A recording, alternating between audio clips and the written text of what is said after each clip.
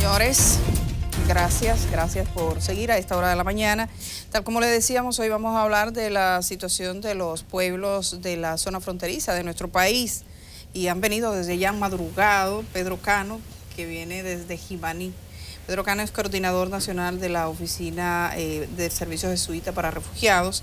Y tenemos a Vladimir Medrano, que es coordinador de la Red de Protección y Restitución de los Derechos de la Niñez, desde la provincia de Independencia. Buenos días para los dos. Buenos días. Muy buenos días y un placer y encantado de estar aquí con todos ustedes. Vamos a comenzar por las provincias. Altagracia y yo hemos estado conversando sobre este informe que bueno, que nos suministraron ustedes.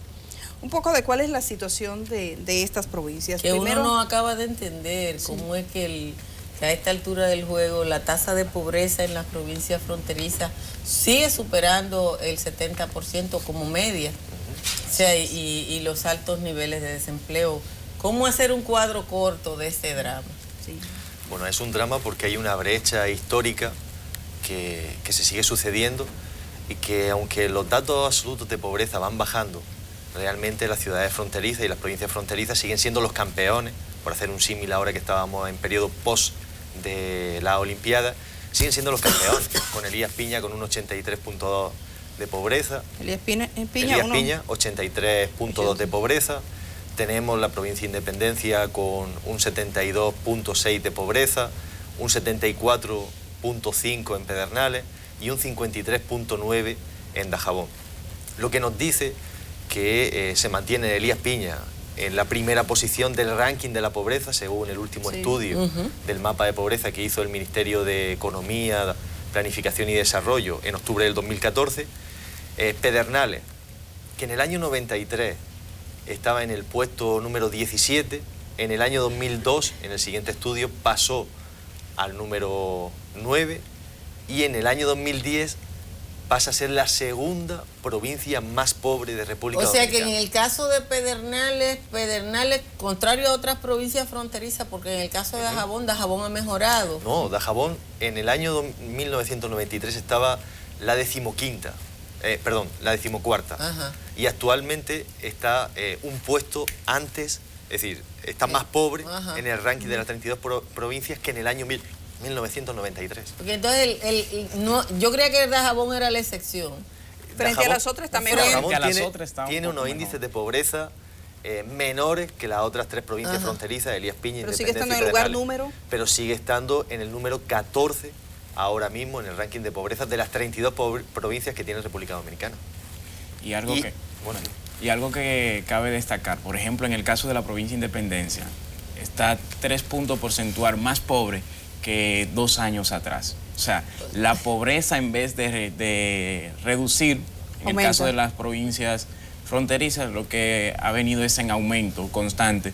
Y eso producto de una distribución desigual en el presupuesto general del Estado. ¿Cómo se explica esto, que crezca la pobreza en estas provincias mientras este país ha tenido un desarrollo económico, un crecimiento económico sostenido? Es fácil. El otro día desayunábamos que el director de Impuestos Internos hablaba de que el sistema de recaudación fiscal en República Dominicana no es equitativo y que realmente no se hace bien. Con el presupuesto pasa parecido. Es decir, realmente hay una inequidad, es decir, una falta de equidad a la hora de la distribución del presupuesto, donde las comunidades fronterizas son siempre las más olvidadas.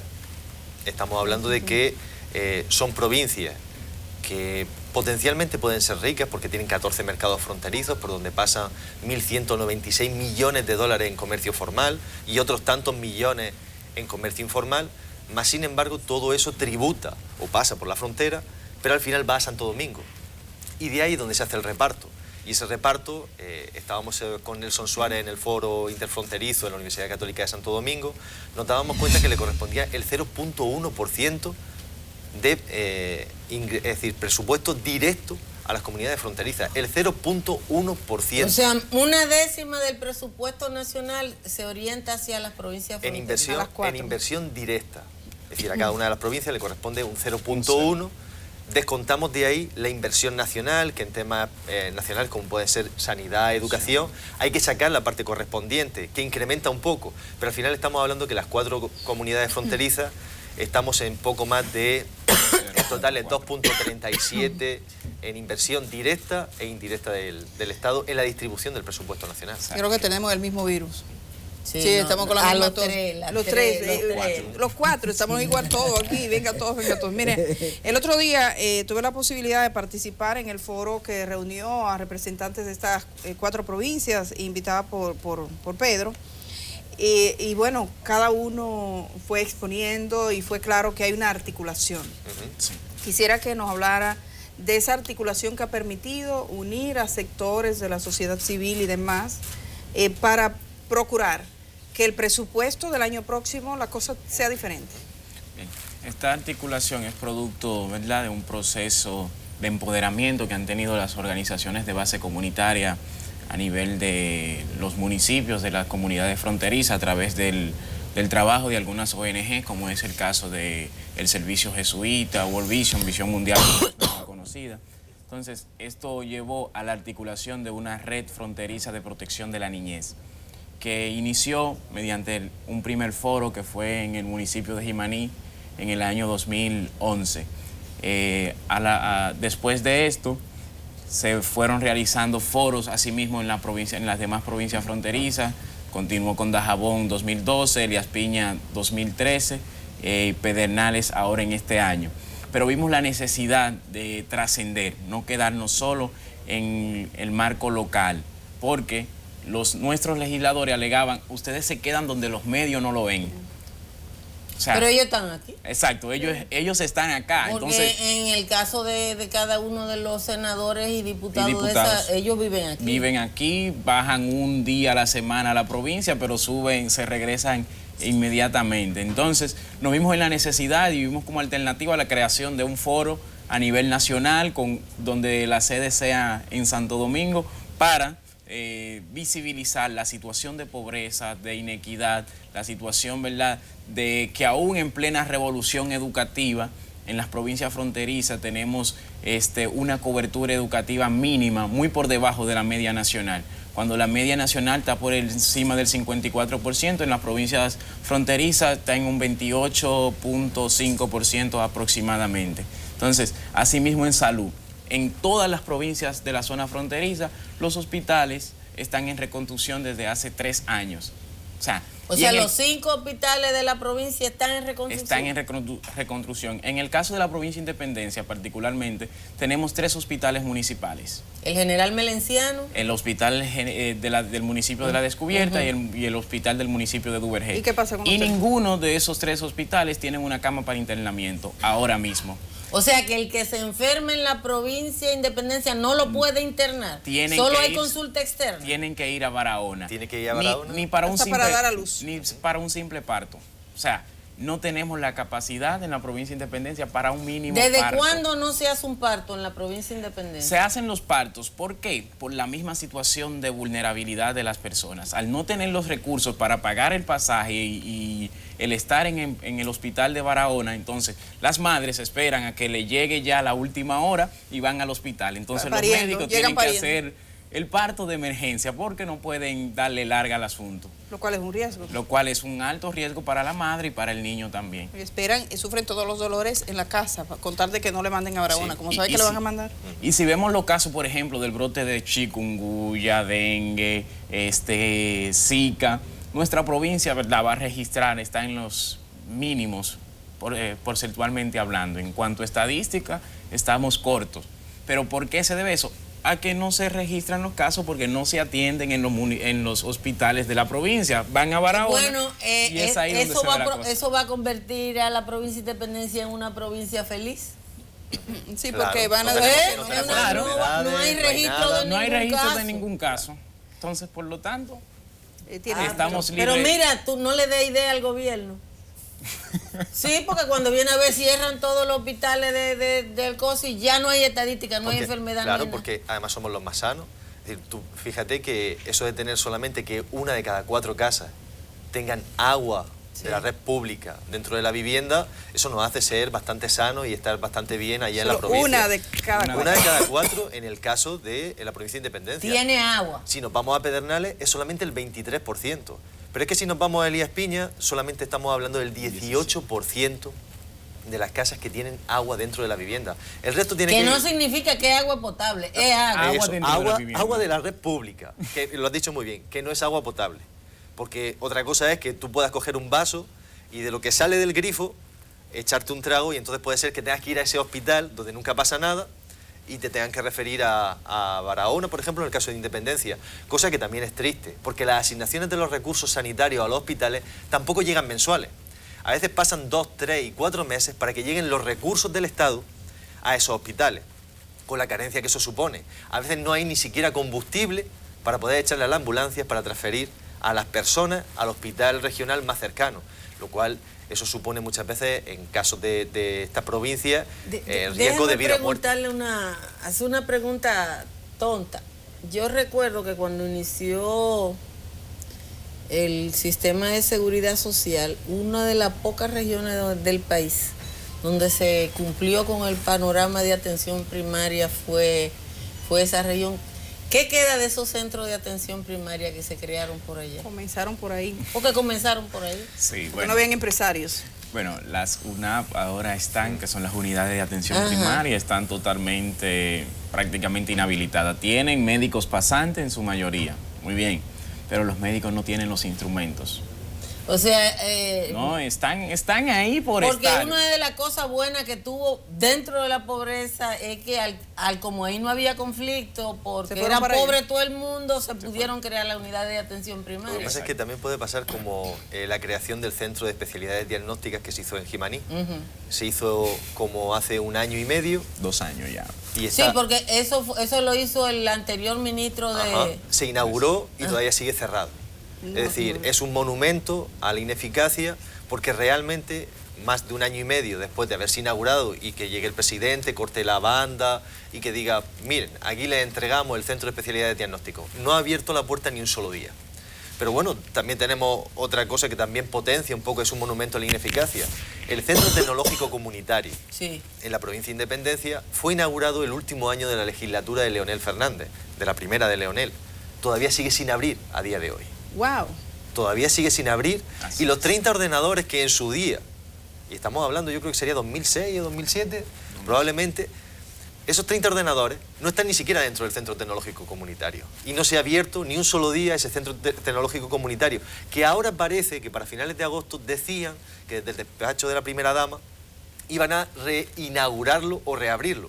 No sé si es que van a coger, le dan una capa de pintura y dicen que no han hecho otro centro tecnológico comunitario. Bueno, pero los centros tecnológicos comunitarios que fueron creados por la antigua primera dama, hoy vicepresidencia, la mayoría están cerrados. Sí. La mayoría están cerrados. Yo hice un viaje por esa zona sur, que hay muchos, que además son monstruosos porque... son grandotes en lugares donde todo lo que hay es pobreza y están cerrados. Los grandes eran los centros comunitarios y las oficinas de la Junta Central Electoral. Que son palacios. Son las 2 edificaciones más grandes. Que puede ser más grande que el hospital. Hablemos de los mercados fronterizos, que también hace un momento, cuando ustedes estaban hablando, presentaban aquí unas imágenes, y eran imágenes, cuando se piensa en la frontera, se piensa en el mercado. Y cuando se piensa en el comercio, se piensa en mujeres con fundas en la cabeza y hombres arrastrando carretilla de plátanos. De hecho, lo vamos a ver, pero eso no necesariamente es el mercado. Háblenos de los mercados fronterizos. Lo que no se han dado cuenta es que esos mercados fronterizos pasa mucho varilla, pasa mucho acero hacia Haití. De tráiler. Cemento. Pasan muchísimas patanas cargaditas. Yo siempre pongo el ejemplo, porque a mí me toca trabajar del otro lado, que en una ocasión yo le pedí al camarógrafo que trabajara conmigo que contara cuántas patanas nos encontrábamos desde Croix de Bouquet hasta Jimaní, y contamos 90. Sí. 90. La media siempre ha sido... ¿En cuántas horas? Contamos, el viaje te toma casi... tú lo puedes hacer en 1 hora, pero toma 2 precisamente por el tráfico de las patanas. Los lunes y los jueves el tráfico se hace bastante insostenible, insoportable en esa zona de Malpaso y de Malpasé. Ahora ha disminuido un poco ese tráfico de patanas, pero siguen pasando esos 1.200 millones de dólares en comercio formal por esos mercados, de los cuales Jimaní, que es la 3ª provincia, la 4ª provincia más pobre de República Dominicana, más sin embargo son 576 millones de dólares en comercio formal que pasa por allí. Y lo estamos diciendo bien, pasa porque no se queda nada. Y lo que nosotros reivindicábamos en este foro interfronterizo era que tiene que haber una equidad en el reparto del presupuesto. Y tiene que haber una equidad porque hay una brecha que se ha creado entre las distintas provincias y entre los distintos ciudadanos y ciudadanas de República Dominicana, que lejos de superarse, se están creando ciudadanos de primera, de segunda, de tercera, y luego estamos en los campeones de la pobreza, que son las ciudades fronterizas, donde los ciudadanos y las ciudadanas no tienen las mismas oportunidades. Pero además, en el caso del tráfico fronterizo, en el caso de Jimaní específicamente, deja una secuela maldita. En el caso del tráfico, por ejemplo, yo recuerdo que en Jimaní hace 10 años no había un prostíbulo. Exacto. Y está ahí, están ahora. Y ahora podemos ver que en el documento que se entregó a la Procuraduría en el año 2011, que fue un levantamiento que hicieron todas las ONG, se levantaron 6 puntos de prostitución, algunos de ellos de prostitución infantil. Infantil, sí. Es más, se hizo desde un periodista de Barahona, hizo un reportaje donde se veían escenas de sexo con menores, de... Yo estuve trabajando el tema de la explotación sexual comercial y en el caso de Jimaní era obvio que estaba asociada a la presencia de camioneros.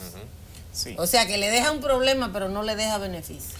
Y lo alarmante de esto es que siempre son las niñas más vulnerables, en este caso las niñas migrantes haitianas, que a raíz del terremoto del 2010 se agudizó más. Por eso en el 2011, como bien señalaba Pedro, las organizaciones que integran la red de protección hicieron este levantamiento. Se entregó a la Procuraduría General de la República y posteriormente se entregó a la Comisión de Niñez de la Cámara de Diputados. Que incluso nos visitó en Jimaní, es decir, tuvimos una representación con el presidente a la cabeza de la Comisión de Familia e Infancia del Congreso de República Dominicana allá.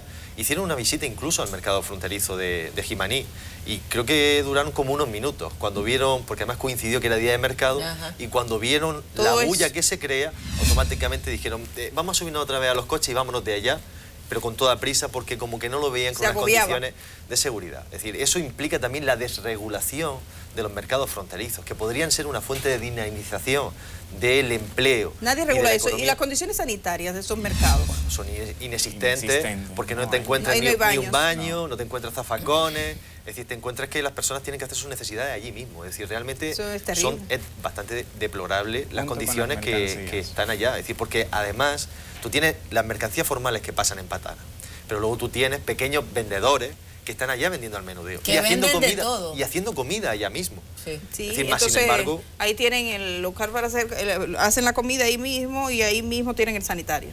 Sí. Sin sanitario, obviamente, es todo. Y como el suelo muchas veces es de tierra, pasan las patanas y cuando llueve... Eso es horrible. Pues, ya, eso se mezcla todo. Sí, yo he estado ahí, es decadente. Es totalmente desregulado, incumpliendo la ley de mercado fronterizo, la 216-11, que marcaba claramente que todos los ayuntamientos, 6 meses después de haber hecho o de dada esta ley, tenían que hacer un reglamento de organización y funcionamiento de los mercados fronterizos. Lo tenían que hacer los ayuntamientos, que son los que les corresponde esa misión. Más sin embargo, solamente en Dajabón se hizo y creo que se metió en un gavetero, porque realmente ese reglamento nació sin el aporte de toda la organización. En el caso de Dajabón, probablemente el hecho de que la Unión Europea haya construido una edificación se le hace la cosa más fácil. Pero la edificación nació también con bastantes carencias, porque se hizo sobre un censo que no era el censo real de vendedores que había en Dajabón, con lo cual, claro, cuando se hace la obra, se entrega, tú tenías para 1.500 plazas, pero tenías 1.300 personas que no estaban dentro de ese censo de vendedores. Que se quedaron fuera, que es el mismo tollo. Con lo cual los tienes fuera. Entonces al final te dabas cuenta de que era un parcheo, porque sí que tú dabas en un momento dado 1.500 plazas, pero tenías como unas 1.200 plazas que se quedaban fuera. Al final seguías teniendo esa misma desregulación. Una cosa es el crecimiento de estas provincias, son de las provincias donde la población se va. Claro. ¿Cómo ha sido la evolución poblacional? Miren, un ejemplo claro es Dajabón, Elías Piña. En Elías Piña, en el año 93, tenía 64.600 personas censadas. En el año 2002 pasó a 63.700 personas. Y en el año 2010, en el último censo que hizo la Oficina Nacional de Estadística, pasó a 61.700 personas. El problema es que al no haber igualdad de oportunidades, la gente tiene que salir buscando un futuro mejor para ellos y para los suyos, dejando familia, dejando muchas veces su corazón en esas ciudades fronterizas, para tener que emigrar a Santiago, a Santo Domingo, buscando algo que comer, porque allá no lo hay. Las fuentes de empleo son escasas. Realmente estamos hablando de que son índices de pobreza con un 83.2% de pobreza. Todo el mundo es pobre. Por encima de la media de Haití. De cada 10, la media de Haití es de 73%. 73. O sea, en Haití, que es el país más pobre de América Latina y del Caribe, tiene un índice de pobreza inferior, la media de Haití, que la que tenemos, en Elías Piña. Y se da una 83. particularidad. En toda la línea fronteriza tenemos comunidades que son de montañas, como decimos, que están en la zona montañosa. Y esas comunidades han sido despobladas, han venido despoblándose paulatinamente. ¿Producto de qué? Producto de que no hay servicios básicos, no se ofrece ningún servicio básico, no hay carretera para acceder a ellas. La educación, en los casos donde hay, solo llega hasta 4º grado. Entonces el niño, si quiere continuar sus estudios, si la familia quiere que el niño continúe sus estudios, tiene que mandarlo abajo al pueblo, como decimos. Y en algunos lugares son muy difíciles. En el caso de la zona montañosa de la provincia de Independencia, las carreteras son terribles. Totalmente, eso no hay carretera, son caminos vecinales y en muy mal estado. A mí me tocó, y yo tengo un vehículo que es un camioncito. A mí me tocó después del rodeo, ¿qué se llama? Ajá. Después del rodeo, coger por ahí un momento en que era Dios, lo único que me podía salvar era Dios. Claro, pues si al final hay una reivindicación fuerte, lo único que pasa es que tenemos la mala suerte de que las visitas sorpresa nunca caen por esa zona. No han caído visitas sorpresa por allá. Pero si, se quedan en la parte de abajo. Claro, se quedan abajo. Pero si con hubiera, soluciones mediáticas, como siempre. Si hubiera una visita sorpresa, por ejemplo, podrían ver la carretera de los Pinos del Edén. Pero Sabana Real. Esa Sabana Real, eso es terrible. Y podrían ver, pero no solamente eso, vámonos a Pedernales y tú ves la zona de Aguas Negras y te das cuenta en Oviedo y ves situaciones, o incluso te vas a Dajabón, que tiene un índice un poco más bajo, con un 53.9% de pobreza, superando en más de 10 puntos la media nacional de la pobreza en República Dominicana. Y tienen comunidades que son muy aisladas. El índice de la pobreza, estamos hablando de media, entre lo que es la parte rural y lo que es la parte más de ciudad. Pero en la rural la pobreza es mucho mayor de lo que refleja esa media, porque la media en cada provincia se saca teniendo en cuenta la media de la zona rural y la media del casco urbano. Pero hay en algunos puntos que llega hasta el 91, el 92 y el 93%, es decir, que significa que en algunas zonas rurales de estas 4 provincias fronterizas, las comunidades están siendo todos pobres. Hablamos de que tienen índices de un 31, 29.5% de pobreza extrema. Yo estuve que son los que viven con menos de $1 al día. La última vez que estuve, por ejemplo, en Aguas Negras, me decían que hacía meses que no iba la energía eléctrica. Claro. Sí.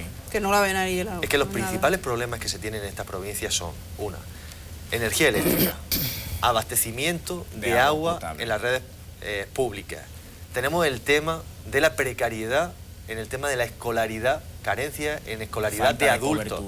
El tema del asentismo escolar. Ahí no llegaba Quisqueya Aprende Contigo. Bueno, yo no sé si se llegó el Quisqueya Aprende Contigo, pero como sé, igual que en Santo Domingo, donde se graduaba la gente que bueno, habían pasado por allá, pero luego no sabían. Allí yo no sé si llegó pero no se queda, y ese es el problema. En la frontera lo que estamos viendo, y por eso desde el Foro Interfronterizo lo que reivindicamos es que ha llegado la hora de la frontera.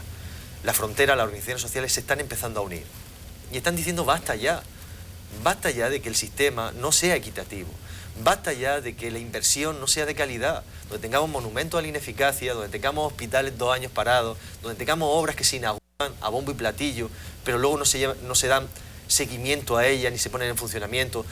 Por ejemplo, el modelo de Boca de Cachón, que iba a ser la ciudad modelo, pero 2 años después la gente está en una jaula de oro, como dice Anthony Santos en su canción. Están en una jaula de oro porque no tienen nada que comer, porque las tierras agrícolas que les tenían que dar el pan que poner con el sudor de su frente en la mesa, no las pueden poner porque no han sido entregadas.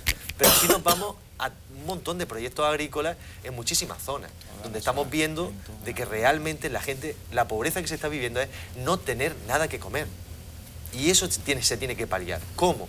Con un aporte en el que los diputados, los senadores de estas provincias fronterizas se unan a las organizaciones sociales, a las organizaciones que hay allá, diferentes colectivos, para poner de manifiesto que hay una precaria situación y que hay una brecha, que al amparo del artículo 8 y del artículo 10 de la Constitución, el Estado tiene que poner los recursos necesarios porque hay una equidad y una igualdad de oportunidades de los ciudadanos, para que haya un progreso, porque además en el artículo 10 lo dice claro la Constitución, la zona fronteriza es una zona de permanente interés supremo de República Dominicana. Por lo que significa, pero miren, de la zona fronteriza viene la senadora que dice que El salario no le alcanza ni para comprar agua, estamos hablando de más de 300. Lo que pasa es que a lo mejor ella se confundió. Sonia Mateo, saben que usted es muy espontánea y a lo mejor no quería decir comprar una botella de agua. Comprar una botella de agua porque Dajabón tiene un problema claro, que es uno de los principales problemas en el abastecimiento del agua pública. Entonces, claro, el problema está en que en Dajabón ni ella ni otra gente... Ya le encontramos explicación. Claro, sí. Yo creo que tiene que ser más por eso. Es decir, que no llega para que los ciudadanos Como de Dajabón... no hay ella está agua. hablando de la gente de Dajabón. No, pero Claro. ella está hablando de su salario, porque A lo mejor es que lo reparte o lo quiere va a ser repartir. más de 300.000. Sí, 320.000 pesos, pero a Sí. lo mejor los quiere repartir con la gente para que también tengan Para que agua. también tengan agua. Ah, Sobre todo porque 70.000 hay un problema botellitas de claro agua, de por abastecimiento de agua. Y a lo mejor el resto de diputados también. Pero en eso yo creo que tenemos que ir todos a una, como en Fuenteovejuna, y coger en un momento dado y poner de manifiesto que lo que se pretende con este foro es una apertura, es lanzar un guante, poner la mano y brindar la mano a que legisladores, senadores, organizaciones sociales, a que el pueblo que ha dicho ya basta ya de estas precarias condiciones, empecemos a unirnos y en estos 2 meses empieza a haber una visibilización de un mayor reparto del presupuesto para que la brecha que se ha creado entre las distintas provincias y en concreto en las provincias fronterizas con el resto, que empiece a disminuir. Porque estamos dándonos cuenta de que desde el año 1993 toda y cada una de las provincias fronterizas están siendo campeones olímpicos, pero campeones olímpicos en pobreza.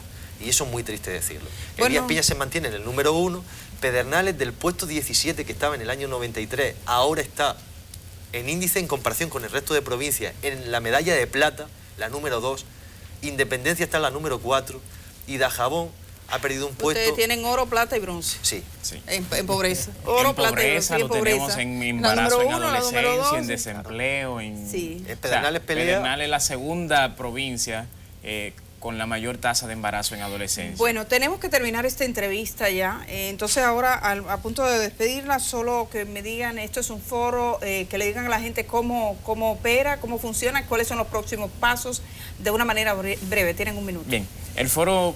Este foro de red interfronteriza lo que busca es, como decía Pedro, la equidad, ¿verdad?, en el reparto presupuestario, que se le dé más a quien más necesita.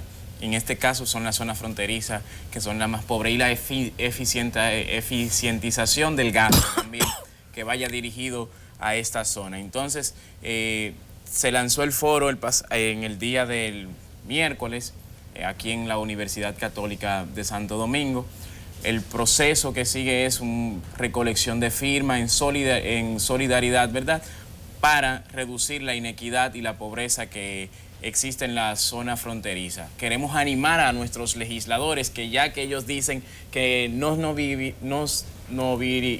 visualizamos por estar en la zona fronteriza, estamos acá en Santo Domingo y los animamos a que ellos también promuevan la firma de apoyo y que le vamos a hacer llegar. Porque vamos a meter ese documento de posicionamiento donde hay unas propuestas concretas y claras para paliar esa situación, les vamos a necesitar a todos y cada uno de los senadores y diputados. Claro, su firma sería muy interesante dentro de ese documento. Que firmen a ver si hay un documento. Claro, pero una vez que entre ese documento vamos a presentarlo en el Congreso para que se empiece a ver que se necesita una mayor reparto de la inversión pública en la frontera para que haya mayor equidad y que se rompan esas brechas tan injustas que se están creando entre unos ciudadanos y otros de República Dominicana, porque no podemos seguir la frontera siendo los campeones en pobreza y desde luego la gente ya está cansada y está diciendo basta ya. Y yo creo que en eso sí que les vamos a necesitar a ellos. Cuando se debata todo el presupuesto estaremos presentes el día del debate del presupuesto para hacer presencia y apoyar a estos diputados y senadores que yo creo que van a firmar ese compromiso, van a estar ahí porque quieren a sus provincia. Ah, sí. Y en ese sentido Sí. vamos a coger en un momento dado y estar allá. Es el momento de mostrar para el amor. Estos 2 meses, claro. Vamos a ver ahí qué donde tanto se los nota. aman. Ahí es que vamos a Los meses verificar. son Bueno, determinantes. Obras son amores y no buenas razones. Pedro Cano, Vladimir. Pedro, ¿qué hora saliste desde Jimaní? Bueno, pues el transporte público salía a la 1 de la madrugada de hoy para estar aquí con todos ustedes y con los A la telespectadores. 1 de la madrugada, en tu caso, Vladimir. Yo tuve que salir en el día de ayer para poder Viniste estar para temprano, sí, para porque estar un ¿cuántas poco horas son descansado. desde Independencia? 5 horas. 5 horas. Entre 5 y 6 Desde a la 1 de la mañana.